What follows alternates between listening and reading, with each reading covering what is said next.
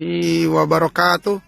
Kembali dengan saya Teguh Muhammad Ali melaporkan dari Danau Tiberias dan Rahmat Fadilah, tim Jelajah Bumi Para Nabi, dan juga Jamal Selfiti dan juga Walid dan tim kami lainnya di berbagai negeri, Mesir, Kairo, Jordan, dan juga di Palestina.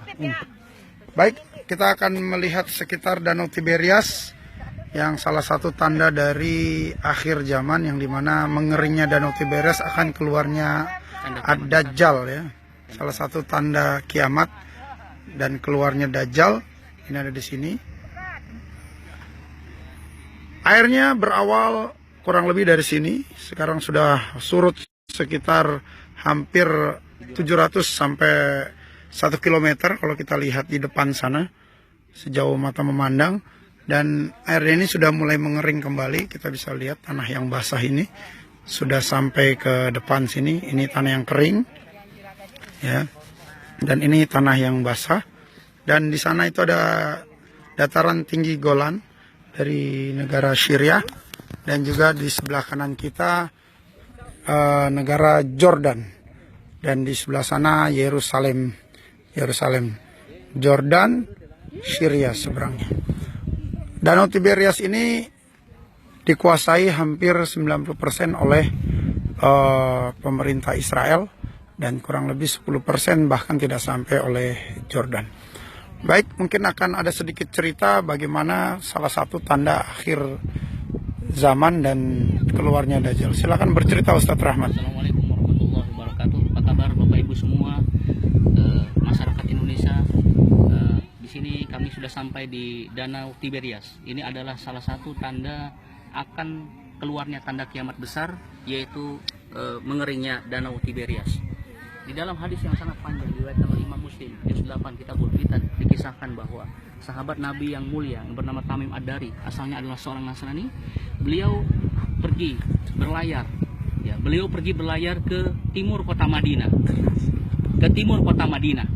yaitu beliau terombang-ambing oleh gelombang selama 1 minggu. Kemudian beliau terdampar di satu pulau di timur kota Madinah. Wallahu alam, apakah itu di Teluk Arab atau di timur Laut Samudra Hindia. Kemudian di pulau itu beliau bertemu dengan makhluk yang sangat aneh yang bernama Jasasa. Kemudian Jasasa memerintahkan Tamim Ad-Dari untuk menemui seseorang yang akan bertanya 4 pertanyaan kepada Tamim Ad-Dari. Akhirnya Tamim Ad-Dari bertemulah dengan sosok yang sangat misterius, dan digambarkan oleh Tamim Ad-Dari adalah sosok yang sangat-sangat besar, manusia yang sangat besar, berambut keriting kecil-kecil, keriting ikal kecil-kecil, kemudian matanya kedua-duanya hampir keluar, tapi yang sebelah kanan itu seperti anggur, pice. Di antara 2 pelepisnya tertulis kalimat kafaro, artinya kafir. Dan sosok itu adalah kita ketahui dan kita maklumi adalah Dajjal. Kemudian Tamim Ad-Dari ditanya oleh sosok Dajjal itu.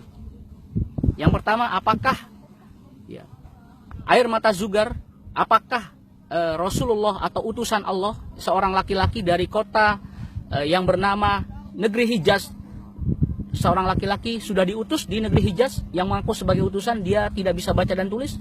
Kemudian Tamim menjawab, iya, ada. Dia di kota Mekah, kemudian sekarang tinggal di kota Yasrib atau di kota Madinah. Yang kedua, apakah air mata Zugar masih mengeluarkan air? Iya, sekarang masih mengeluarkan air. Kita tahu bahwa air mata Zugar berada di Jordania, dan kami kemarin bersama Pak Ali dan tim Jelajah Para Rasul datang ke air mata Zugar dan sudah mengering airnya. Yang ketiga, apakah kurma di tanah Baisan masih mengeluarkan buah? Oh iya, sekarang kurma di tanah Baisan masih mengeluarkan buah, jawab Tamim Ad-Dari. Sebentar lagi dia tidak akan mengeluarkan buah. Kemudian pertanyaan keempat, apakah Danau At-Tabariyah masih mengeluarkan air dan dialiri oleh sawah dan kebun? Oh masih. Sebentar lagi akan mengering. Sekarang kita lihat dengan mata kepala kita sendiri, danau ini sudah mulai mengering. Berarti dengan hadis ini kita akan menantikan tanda kiamat besar, yaitu keluarnya Ad-Dajjal. Maka dari itu kita sebagai umat Islam sebagai umat muslim harus membaca tanda-tanda zaman bahwa kita akan datang, akan menantikan tanda kiamat besar, yaitu fitnah Dajjal. Waspadalah, waspadalah, ikuti apa kata ulama, ikuti pada apa kata Quran dan hadis, segera mengkaji tentang bab-bab fitnah Dajjal, maka insya Allah dengan doa kita akan selamat dari fitnah Dajjal. Demikian laporan kami dari Danau Tiberias. Assalamualaikum warahmatullahi wabarakatuh. Bagaimana cara menghindari Dajjal?